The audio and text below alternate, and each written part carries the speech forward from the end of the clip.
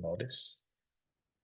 Um, and so thank you both of you for joining us today. It's a pleasure to meet you.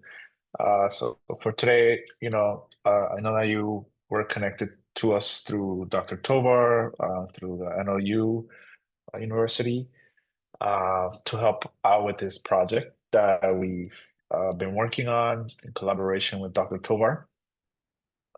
So today we're going to give you a little bit of an introduction of what the project is. Hopefully we'll also get to meet you and hear a little bit about what your interests are, maybe some of your skills, so that then we can best, try to situate you where you can maximize your time and provide the best feedback and contribute the most. So why don't we first get started with introductions? As I mentioned, I'm a senior research assistant. I am also a student. I'm pursuing a master's degree in public administration at SIPA, which is the School for International Public Affairs, also at Columbia University. And I've been working here at Season for 5 years, I think now. I started as a student intern, as a researcher, student intern, and slowly, joined the staff. And I'm currently a senior research assistant. I work in projects developing data sets. I've worked on a lot of poverty and deprivation data sets. I worked with a lot of Earth observing and satellite data, near real-time data, um, and a lot of kind of socioeconomic data as well. Um, Aside from that, I'm part of this kind of open science initiative that a lot of NASA data centers are kind of taking part of. So this project is part of that initiative to try to kind of open up science and increase participation from a different, um, different groups of people. So hopefully you all can bring, your experience, your lived experience, and contribute to the project. I'll pass it over to my colleague, Kit. How you doing, Kit? Hey, thanks, Swan. Yeah. So my name's Kit McManus. I'm a GIS developer at the same group that Juan was describing, Season, which is a research center within Columbia University. I also serve as the assistant systems engineer for the NASA data center that me and Juan both work for, which is CDAC, the Socioeconomic Data and Application Center. And then, the project more at hand here, though, is based on a NASA ROSES grant and this Transform to Open Science initiative, which I gather you're probably already familiar with from what Dr. Tovar has mentioned. But I'm also an adjunct professor where I teach courses in GIS to undergraduate sustainable development students at Columbia. And, I'll let Juan describe more of the details about the project. So that's enough about me, but I'll pass the mic over to Daniel. All right, hello. Sorry, can you guys hear me all right? Yes. Yes. Okay. Hello, my name is Daniel Alvarez. As you guys know, I am a student at NLU. Right now I am in my senior year and I am majoring in cybersecurity and app development right now. So right now I'm taking some classes in cybersecurity right now. Sorry, so as of right now, I am doing this internship with you guys, obviously. And I am right now just taking my time with all my classes and stuff like that. And uh I'm sorry, do I just say what interest do I have? Sorry. Okay. Sure. Yeah. What interests, some of your skills that you've acquired through this through your major? Okay, sure, yeah. So, yeah, I've learned a couple of things. So I've learned like I have learned the like some like I wouldn't say I'm mastered it, but I do know a little bit like of a Python language along with Java language, computer science. And yeah. Yeah, and any I don't know if how much you've heard about this project, but we do develop Python and R uh, based kind of lessons. And so the idea of the lessons is that we show people who, we assume that people don't really know Python very much, and we try to show them how to access NASA cloud data. Oh It could yes, be yes. Earth Yeah. observation data. It could be, different kinds of data sets that NASA has available on the cloud. Right, yeah. And that's one of the Um, things that interested me because before I yeah, came here, I had to, finish up and take up the 5 courses from what I remember from the 5 modules. That is exactly what I learned as well. I learned about the research and the way you have to like how is it like use and learn the languages as well as like yeah, sure, yeah, use open like tools and resources for your research as well. right.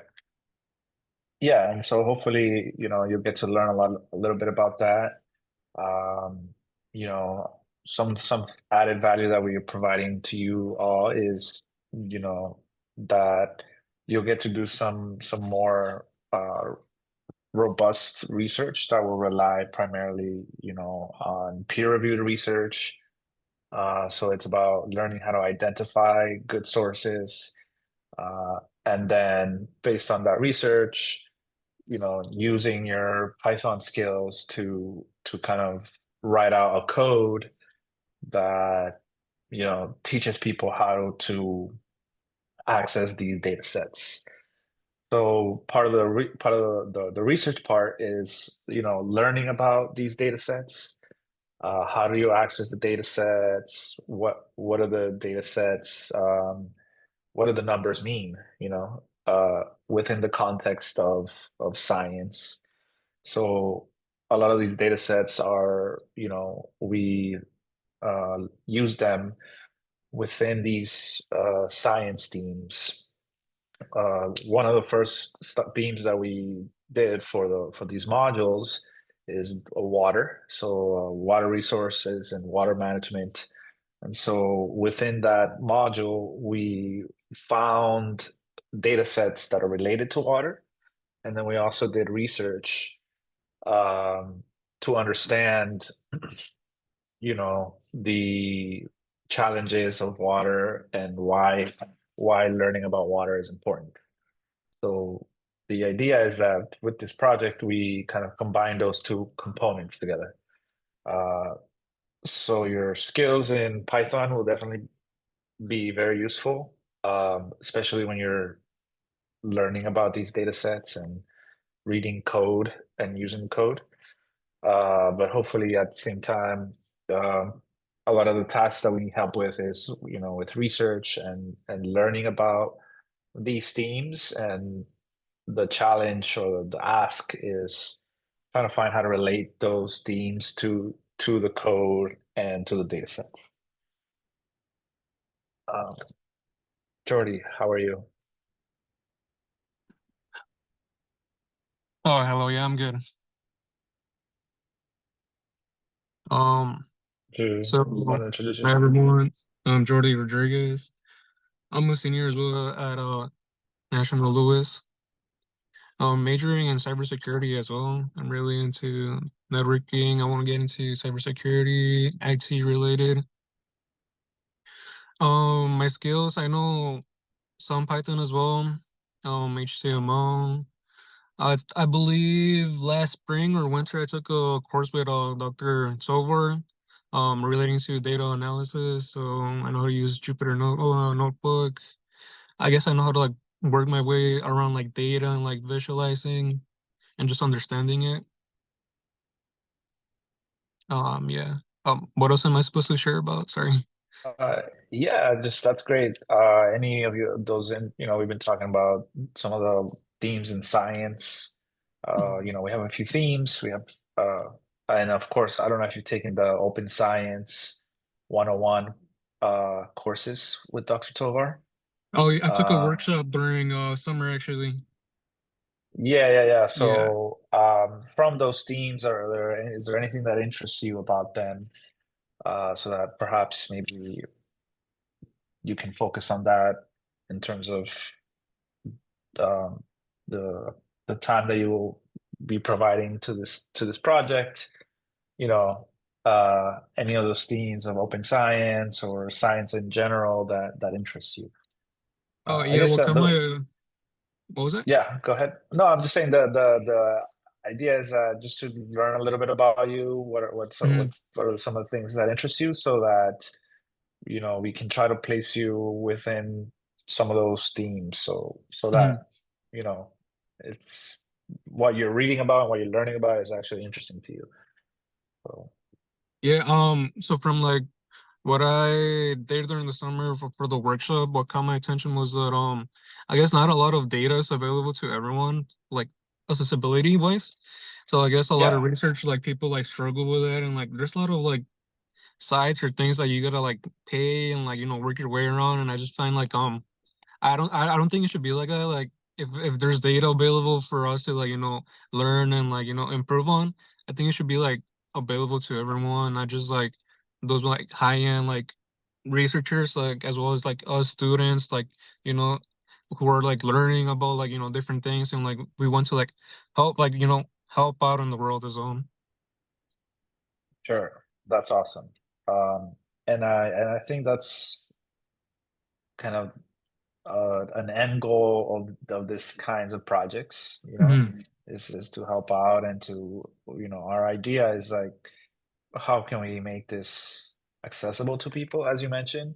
Hmm. So the lessons themselves are attempting to kind of explain how to use the code and what the code means. Hmm. It's very detailed, well written out. Hmm. We give credit to the information that we get. The images get credit, uh, so that, and then the information that we give is well detailed for the code. So that's one part in which we try to make it accessible to people.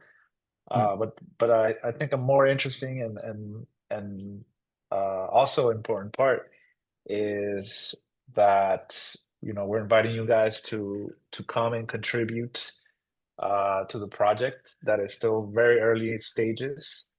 So we have several modules that are in different stages of development. So if that's why I'm asking if that's the kind of stuff that interests you. There's a lot of opportunity for you to do that. Hmm. Um, Great. Well, thank you so much for sharing, both of you. I'm going to share screens so that we can, um, I can show you some of the websites, and I can start kind of introducing you to the project. And then after introduction to the project, um, I'll stop for some questions, and then I'll show you, uh, you know, an approach that we've taken with the NLU students and with Dr. Tovar to kind of keep track of each person's contributions, and just to so everybody understands, what their ask is, what their tasks are, and at what stage they're in. Um, so can everybody see the screen? Yes. Yes. Okay, great. So first, I'm gonna add these all to an email that I will send you with all these links. So this is the CDAC website, as Kit mentioned. We're part of a research center, that also our research center is called Season at Columbia University, and you can see, we're listed here. And we essentially manage this data center called CDAC, the Socioeconomic Data and Application Center. It's one of the distributive archive centers that NASA has. They have several centers around the country. And so we manage, and they're all kind of different themes. You know, some of them are focused on like heliophysics or planetary physics, and then some of them are focused on Earth and Earth observations. So within the Earth observing umbrella, we are part of the only one that has socioeconomic data. The other ones are very much natural observations. So they focus more on, you know, vegetation, the sea, the oceans, and we're focused more on humans and these other economic factors, socioeconomic factors, and how do these socioeconomic factors and how do people then interact with, you know, ecosystems and Earth systems, and then these two factors, how do they influence each other? So through CDAC, there's a lot of data sets that are disseminated by a wide range of researchers. If you're interested in learning more about data sets and how data sets are published and maintained, you could definitely check out this website. There's a lot of data that is very useful, especially when you're doing research projects. And what's cool is that they do have, you know, kind of like collections. So these are themes that you can look at. So if we're talking about, you know, energy infrastructure or environmental sustainability, and then there's some that have, you know, population data sets, population count and census data. So within this project, you know, we tap into a lot of these data sets that are available via the cloud. Sometimes they're on AWS. Sometimes we access them through API systems. But they're also available in this website to download to your local computer. So you can go in here and look at different data sets. And so the project that we're working on kind of uses some of these data that you see here, uses other data from other data centers that are focused on the natural systems, such as water or flooding, and try to combine those into a lesson. So any questions so far? No. Okay. So as Kit mentioned, we are NASA has this initiative called TOPS. Let me just NASA TOPS.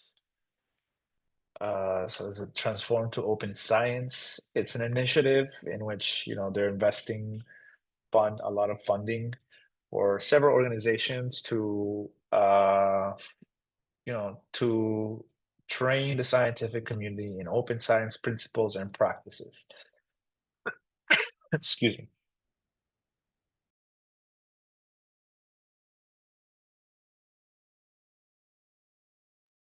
Excuse me. So this is our mission statement here: to train the scientific community in open science principles and practices. And that's pretty much the whole thing. Is in this one sentence. And so different groups set out to try to meet this goal in different ways. And so the way in which we kind of proposed was by creating these modules that I mentioned. So this is the name of our project. It's called the Science Core Heuristics for Open Science Outcomes in Learning, or for short, we just call it SCOOL. And as I mentioned, it's part of the NASA Open Science Initiative. Pretty much this summarizes what our goal is. We're trying to generate inclusive and a culture of open science. we are doing 5 modules, or well, at this point we actually have to change this because we combine some modules together. We're doing 4 learning modules covering an array of thematic areas, and these are the thematic areas that I was mentioning. So we're going to be, looking at water, health and air quality, environmental justice, natural disasters, climate, agriculture, wildfires, and at the same time, in these themes, we're integrating other themes of population and infrastructure throughout these natural themes. As I mentioned, we use our science application data to be able to do this. Did you have a question? Oh, yeah, sorry. I was just curious. Because I see that like you guys cover like the water, health, air quality, environmental justice, and what you just listed right now on the screen. I had a quick Sure. thought. It just got me wondering. So when you guys like or when you analyze like those type of things, do you guys analyze current like do you guys also analyze current events for that like natural disasters? That's a great question. So we always, the way that we um, kind of proposed the project was based out of the available data. So luckily, there is a lot of data now that is, considered near real time. It's not, uh, data is not usually available for right now, right away. But we do use data that is considered, near real time. So it's usually from yesterday or the day before. So some of the lessons that we do use those data sets. And then we also use more historical data as well. Uh, some of the data have data from the 40s all the way up to, 2020, let's say. So it just all depends on what's available out there, what we find, and if there is a data set that is, live, that can be accessed, openly, then we can certainly try to fit it into one of these themes and make a lesson out of it. No, thank you for covering that. Thank you. Yeah. Um, so within this website, and we're doing all of this through GitHub. So this is all GitHub pages. So this is all open source full files that anybody can download and anybody can contribute. So, the idea is that we took this kind of inclusive culture of open science very seriously and started inviting people of other universities, such as yourselves, to contribute to the project and to try to manage how people can contribute their piece, their part. Um, so we have a couple of web pages here that I recommend you go through, so you kind of understand a little bit more of how the project works, like how we go about it. This discusses what we refer to as subject matter experts. Subject matter experts are, we identify people in the research community that are experts on either water or climate change or any of these themes that we were just discussing. And what we ask them is to provide a presentation about their research and about the latest work that they're working on. And usually we'll take a lot of that, we'll borrow that to guide these modules that we're making. So there's a lot of moving components and a lot of people that we're trying to involve. So the subject matter experts are one cohort. We also have like the open science team, which for the NLU students is kind of, I would place you guys in this cohort, because those are participants, as I mentioned, that provide input in the development. They since you are have more skills on computer science, it's much easier for you all to contribute. But there's a lot of people that, you know, will just take a look and review things, and so these are usually for students. And yeah, and we try to be, you know, we try to get some of these folks to review our modules and make sure that these themes of inclusivity and the open science principles of fair and care are included in the modules. And then we have some events that we've, you know, included here. But yeah, I recommend you check that out. And so another reason why we asked for some of your information, including your headshot, is because, you know, some of your classmates are included in here. And we also try to include, you know, the subject matter experts that we've worked with, including Dr. Tovar. And you can also see who is, you know, developing the modules themselves. And this is a lot of the, you know, kind of central team that manages all these pages. And then finally, we have the modules. As you can see, we have currently 2 modules, and we have 2 more to go. So there's a lot of help and a lot of contributions that you can make. I'll show you the water module just so you can see what a complete module is. But currently, we are working and focused on developing module 2 and 3 at the moment, as well as module 4. But this module is kind of the more complete one. And so this is usually what we use as a template for all the other modules. So usually the modules will have some sort of, you know, information about water and why water is important.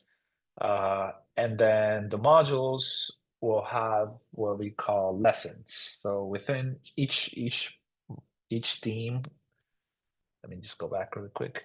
Each of these modules will have several lessons in them. So within the water module, we have 3 lessons here, and then we also have a glossary. And this glossary I'll talk a little bit about later, but this is just kind of prerequisites, and currently this is living in this module, but one of the tasks could be to get this glossary out of here and kind of create a more general glossary and a general prerequisites that applies to all of the modules instead of just this water one. Then if we just focus on the water module, you'll see that there's 3 lessons. The first one, as I mentioned, this is historical data. And it's just teaching you how to access the data, how to open the file, and what you can do with it. And it's a similar process. The only difference is that this is, as I mentioned, near real time. So this is a different data set that has to be accessed a different way. And then the last one is more of not a lot of coding in this one. This is more of exploring tables and exploring data rather than exploring the code. So this one is this is pretty much all of the lessons will look like this. So this is a template. So this is in the water module, this is lesson 1, which talks about this data set called WSIM. And each lesson will have an overview, which will require a paragraph, you know, just kind of saying what it is about. It also requires some learning objectives to tell people what they'll be learning. So this module in particular teaches you how to retrieve data, how to retrieve administrative boundary using APIs, how to subset data. And so it's a very detailed kind of list of skills that you'll learn in this lesson. We also include these pop-out kind of like call out boxes is what we call them, which just give more general information. You know, in this particular case, it's just letting you know that this is an R lesson and that there's a Python version available.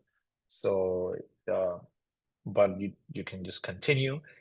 All of the lessons will have introduction, which will include, you know, peer-reviewed data or peer-reviewed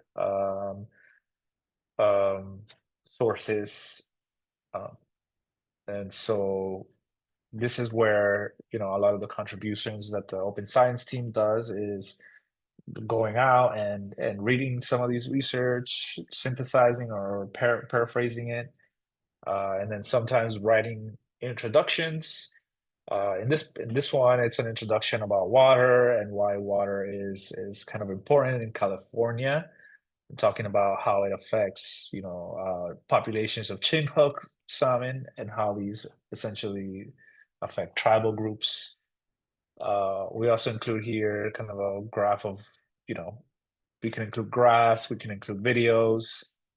These are, you know, call out boxes as well, describing what a raster is.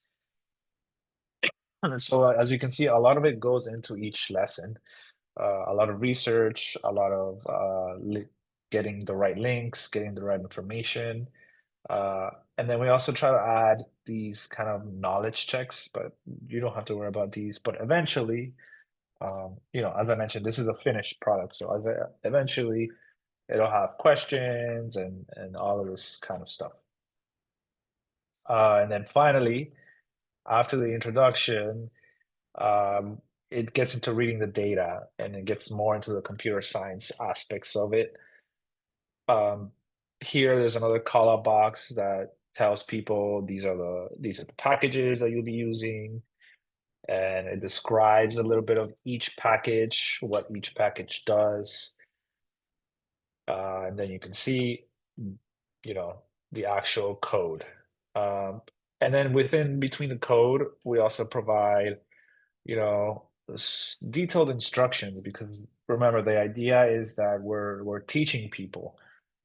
So we can't have any assumptions that they know what you're talking about. They know what read stars means. You know, we're just introducing them to these open science and computer science tools.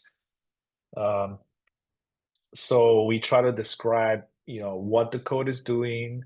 We also try to include detailed hashtags of what the code is doing. So, you know, in this example, it's reading the 12-month file. But here there's more information that, you know, the argument true allows you to inspect basic elements. So at the same time, it's teaching people what is going on and how to do it.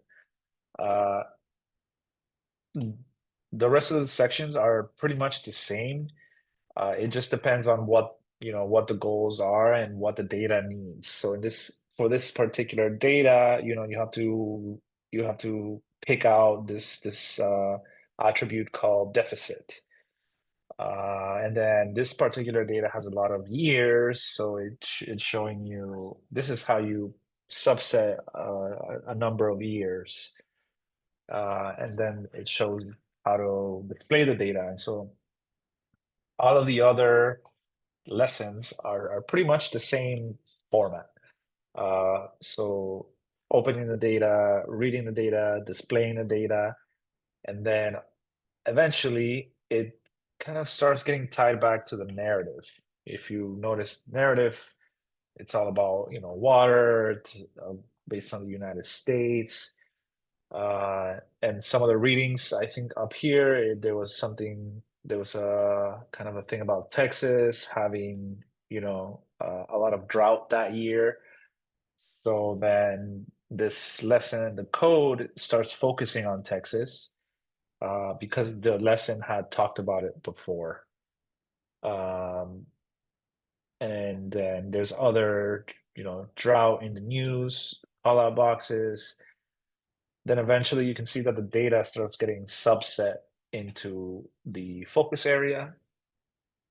All of this is then further process. You see, this is like an additional lesson that looks at how to do that, but in the at the country level instead of the state level.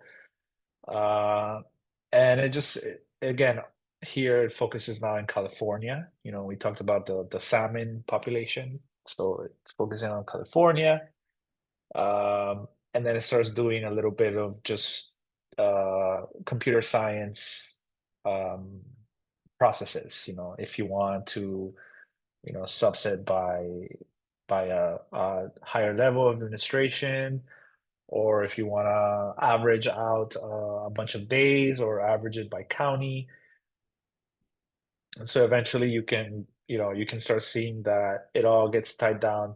And to the end is this lesson essentially is let's find out how many people are affected by drought in California, you know.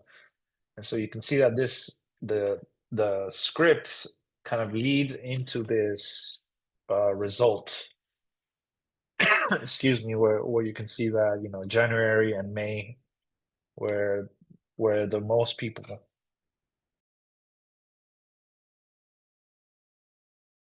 excuse me, where the most people were impacted by drought. And so, and this is in California, which again, it ties back to the top where we were talking about, you know, salmon in California. So that's kind of the idea, is that there's a little bit of research in it. There is code in it, and they both kind of complement each other.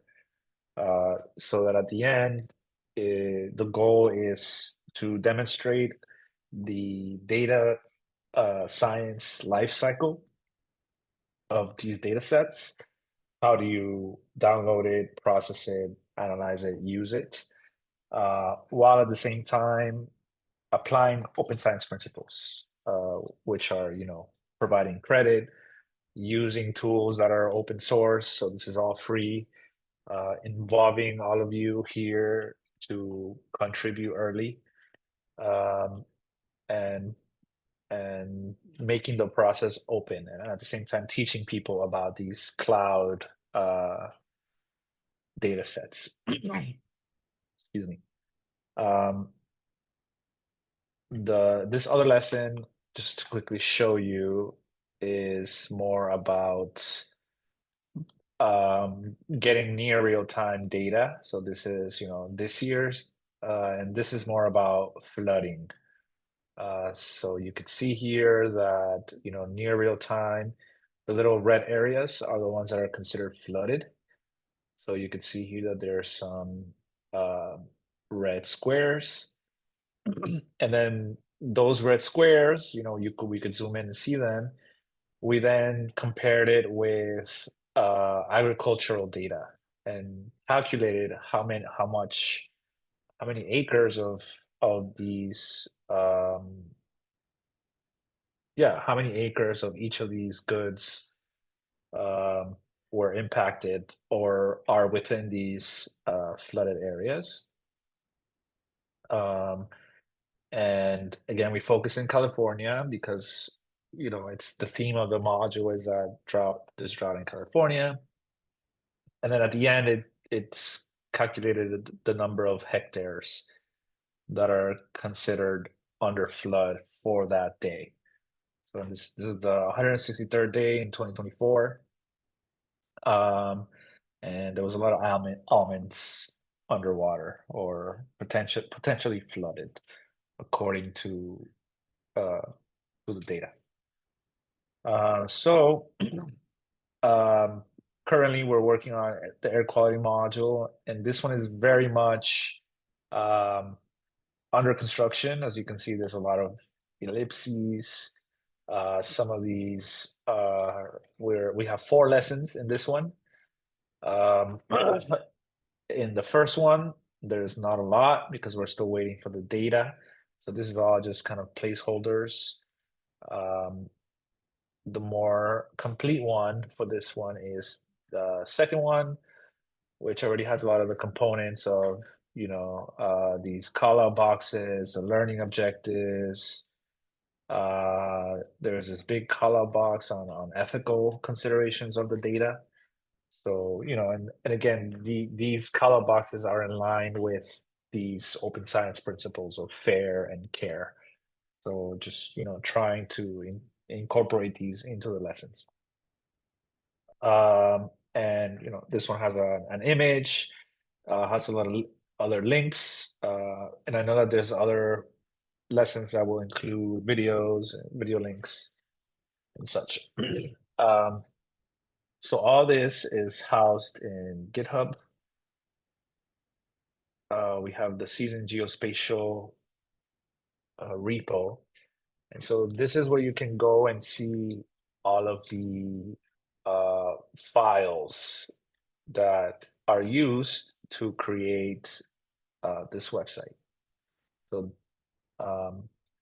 we're not paying for anything. Well, I'm not sure. We have the GitHub, but after the GitHub, we're not paying anything to create these pages that are very nice looking for the public. So we're using these open science and open source tools to deliver the content.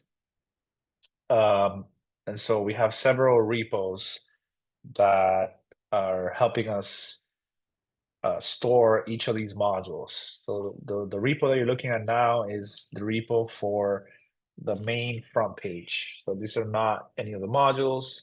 This is just the index pages, the get involved page, the development team page. There is no modules. We have those in different repos. Those repos are here. So you can see one that this is the air quality repo. We have the water repo. And so this is what the files underneath look like. I don't know if you've gotten to work with GitHub yet, or if you're familiar with Quarto Markdown files, which are similar to our Markdown files. But all the information that you see goes into these files, and then the computer helps you render an HTML page. That is what is showing in that website I showed you. So let me give you an example. The page that we were looking at here, if we go to, for example, lesson 2, this is the, oh, sorry, let me go back. Lesson 2 in this one, this is the near real-time NRT data one. You see that has an overview and it says in this lesson, blah, blah, blah. And you notice on top that this is an HTML page. We can know that because it has this extension here. And if we go back here, we'll find a similar named QMD file here. So if we open this one, you'll see that it's almost like it's not it doesn't have any stylings. It's just bare text, and it has this kind of in this language called Quarto. So each page of Quarto has this section here with 3 little dashes, and this gives you some information like the bibliography, the date, the author, and the title of the page. And then here you can see this as overview. These are how you do titles. So you can see this as here, overview in this lesson, you use R, blah, blah, blah. So this page gets what they call rendered into an HTML page. So here you could see, the title, the author, and then here you can see how the overview is, in this lesson, and blah, blah, blah. So the way that it works is that when you tell your computer, or you'll have, I don't know if you've used Visual Studio Code or other IDEs to work with these files. If you use Python or R, it's a similar setup. And so the QMD file will refer to this Quarto file. It's called a YAML file, because you can see this is YML. And this is where it gets the styling from. So, you know, it has a navigation bar right here. You could give it some information about icons, and it will take this, it will refer to another CSS page, like a styling page for websites, and it will generate a separate HTML page for you, which is here. And so this is a traditional HTML page that looks, let's see, looks like this. So it has these HTML components, you know, the head and these kind of divs, the body. But this file here, the HTML file, is what GitHub is referring to generate this page that you see here. But for us developers, what we're typing in the information in, what we're doing all the text and typing in the code, it all goes in this Quarto document. And so you can see that this is like your main working document where you write in everything, which will also include code. And this is what a code chunk looks like. This is an R in the R language. And you can see that, you know, this is part of the code. And then after that, this is what a call out box looks like. You know, you have to type in these 3 colons and type in column margin. And then you can give it a color as well. So you can play around with the colors and choose one. And so, yeah, and so the goal is for both of you to kind of help us, you know, help us contribute more information to these, help us finish some of these, and you know, even start some new ones.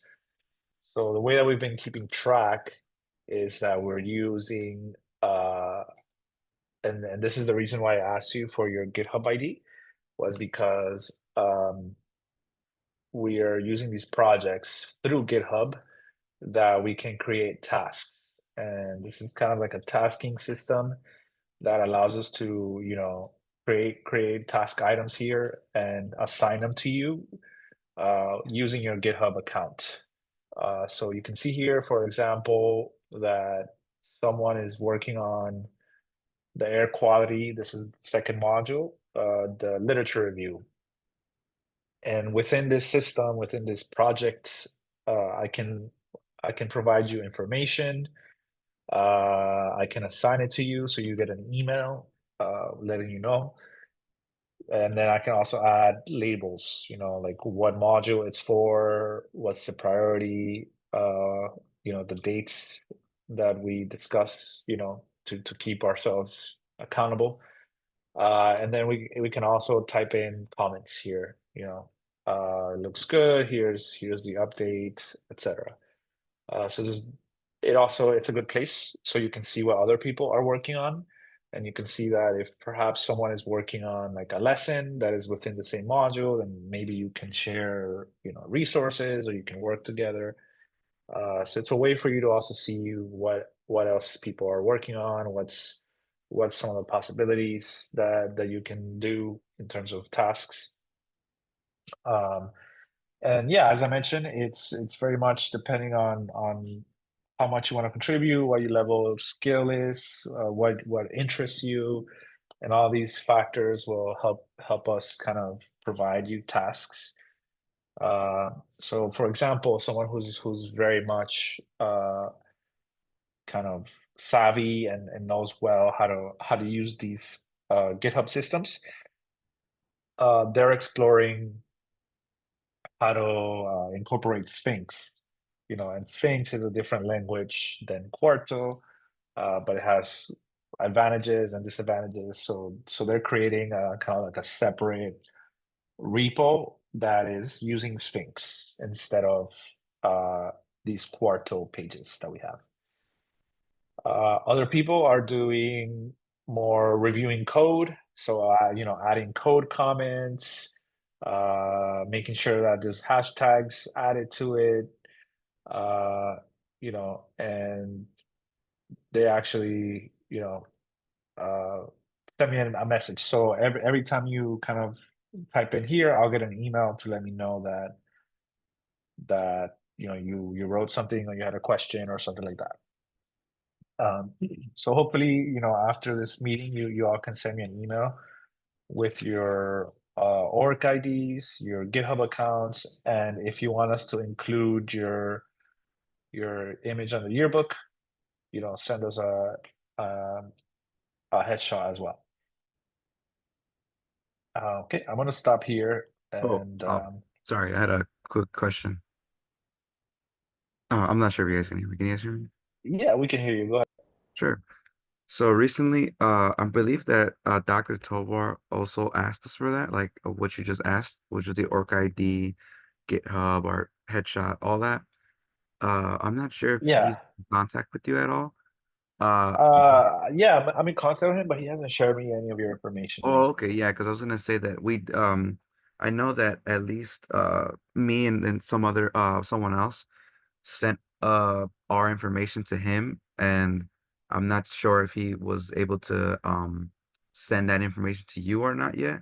But yeah, we have provided all of that. I just assumed that um you would like that he would have sent that to you. Sorry. Yeah, I know he CC'd me in the email asking for that from you all, but I didn't see any replies to me. I think maybe they were all just to him. So I can chime in on the email and maybe ask for those. Sure. And if you need me to, I can definitely resend that email to you if you want. Um, sure. I mean, if you don't hear from me, then yeah, but I'll email you both with that information as soon as I can. Okay, thank you.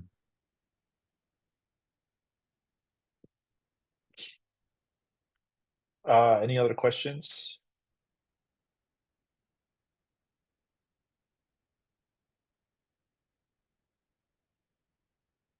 All right. So if there is no Oh, questions, I'm sorry. yeah, go ahead, Yeah, go ahead. sorry. Right. So I know there was some people who couldn't make it today. This is recorded, right? I just wanted to just ask just because I Yeah, want to look yeah, out for them. Yeah, sorry.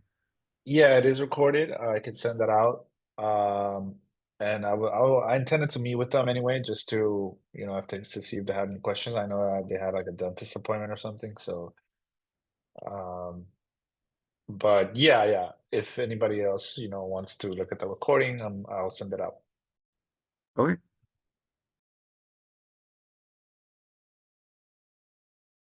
Yeah, so as I mentioned, I'll send out these links to each of you. Um, you know, there are some, what I would ask of you is to just review all of the links, look at the tasks that are in the backlog, uh, or if there's something that interests you, please, reach out and um, if there's something that you have an idea that you say, hey, I want to work on this, or I'm interested in this, we can try to fit you in that.